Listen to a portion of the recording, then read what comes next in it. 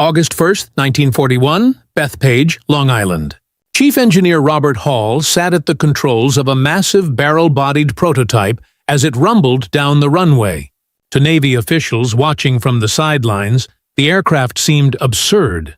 Too heavy, too complex, too ambitious. Yet, when the ex-TBF-1 lifted into the sky, history changed.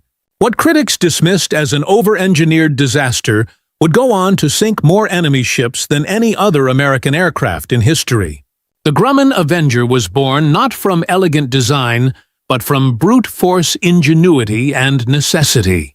2 years earlier, the Navy had demanded a replacement for its obsolete Douglas TBD Devastator, a new torpedo bomber that could fly 300 meticulously, reach 1,000 miles, carry all weapons internally, and protect its crew with armor and self-sealing fuel tanks. It seemed impossible. Out of 13 proposals, 2 designs stood out: the sleek Vought XTBU-1 and the bulky Grumman XTBF-1. Vaught's aircraft won initially, but production delays shifted the contract to Grumman. Hall and his team faced an impossible challenge: fit every new system, an internal bomb bay, a powered turret, folding wings, into one single-engine aircraft. The bomb bay had to carry a 2,000-pound torpedo or 4 bombs and survive combat damage. The turret had to rotate electrically, a first for naval aviation, and the 54-foot wings needed to fold to fit on carriers. Solved by Leroy Grumman himself using a pink eraser and paper clips, creating the famous Sto-Wing fold. Powered by the Wright R2600 engine, the prototype flew, but barely. It was heavy, ungraceful, and unforgiving, earning nicknames like the Turkey. Then, disaster struck. On November 28, 1941, the prototype caught fire and crashed. Critics demanded cancellation, but war was looming, and the Navy doubled down. By January 1942, production models rolled off the line.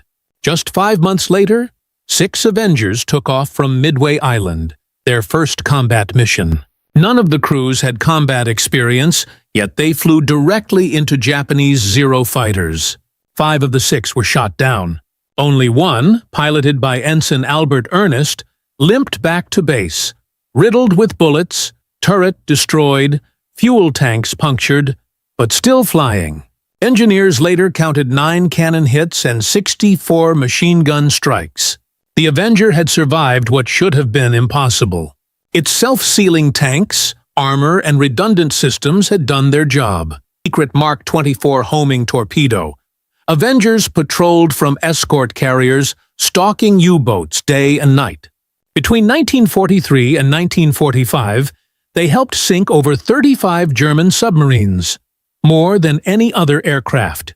As the war expanded, so did the Avengers' reputation. By 1944, General Motors had joined production, mass-producing thousands under the TBM designation.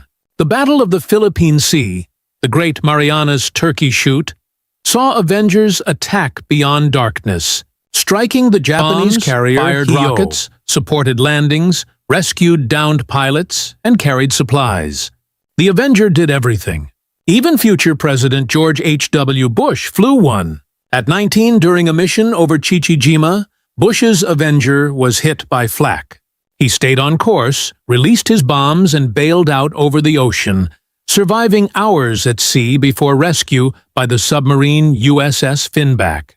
His crew perished, but his bravery earned the Distinguished Flying Cross, a testament to the Avenger's toughness and the peril its crews faced. Statistically, it was one of the safest combat aircraft ever made. 46,000 sorties flown, 729 lost, a 1.58% loss rate. The critics who once called it too complex now called it indestructible. Every system once mocked, its electric turret, folding wings, armored cockpit, had saved lives. The Sto-Wing design became a Grumman hallmark, later used on the Hellcat and Hawkeye. Its engineering philosophy, redundancy, flexibility, and crew survivability defined post-war aircraft. Japanese carrier after 1945 and returning through black skies as every ship in the fleet turned on lights to guide them home. Months later, they struck the Musashi, the largest battleship ever built, pounding it with torpedoes until it capsized.